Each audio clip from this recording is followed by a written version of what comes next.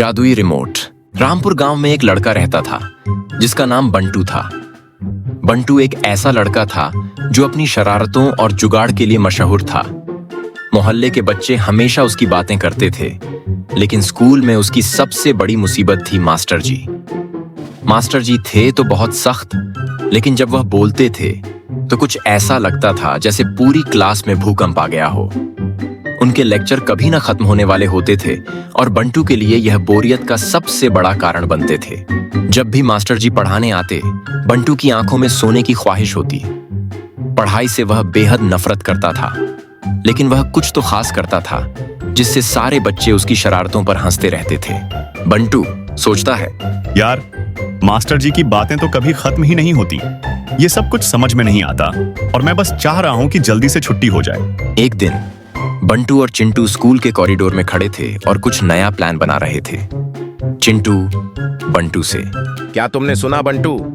आज फिर से मास्टर जी ने हमसे कहा है कि इस बार हमें बड़ी मुश्किल टेस्ट देना है।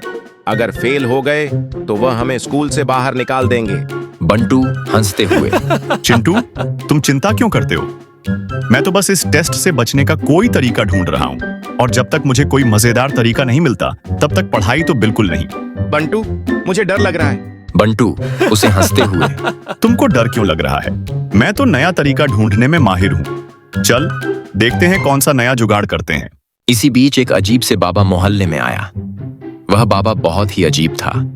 उसके पास एक जादुई रिमोट था। जब बंटू ने उसे देखा तो उसकी आंखें चमक उठीं।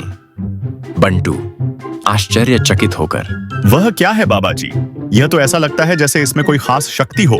जादूगर बाबा मुस्कुराते हुए, यह रिमोट तुम्हारे जीवन को बदलने की शक्ति रखता है, लेकिन इसका इस्तेमाल समझदारी से करना, समझे? बंटू आश्चर्य से, क्या तुम सच में कह रहे हो? तो फिर मुझे ये रिमोट तुरंत चाहिए।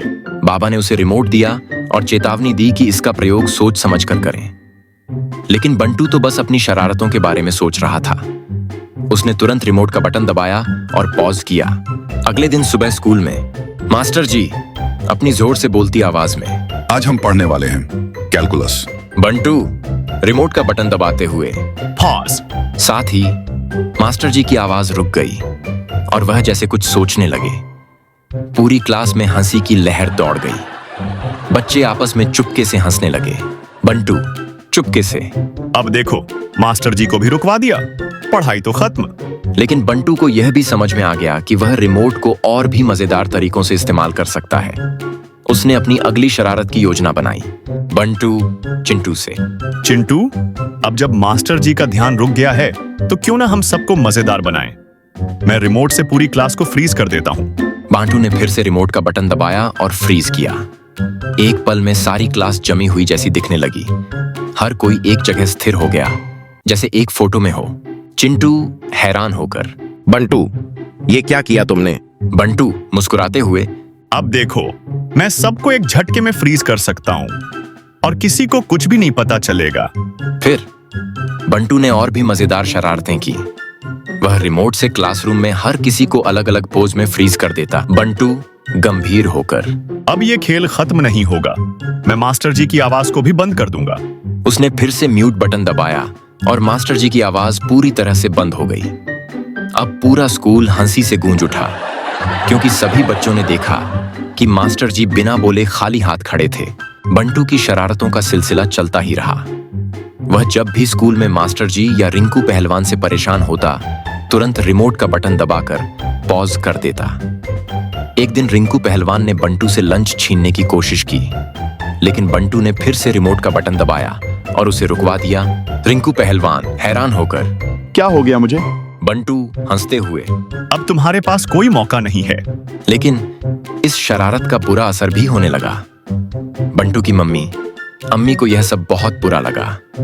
उन्होंने उसे डांटा और कहा, बंटू, तुमने यह क्या किया? तुमने तो सबको रोक दिया और स्कूल में तो गड़बड़ मचा दी। एक दिन जब बंटू ने रिमोट का इस्तेमाल बहुत ज्यादा किया और सब कुछ उल्टा पुल्टा कर दिया, तब जादूगर बाबा फिर से वापस आए। जादूगर बाबा गुस्से में, तुमने रिमोट का गलत तरीके से इस्तेमाल किया।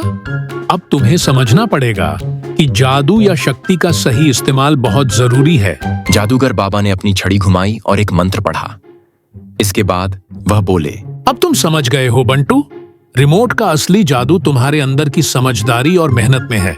बंटू समझते हुए, अब मुझे समझ में आया।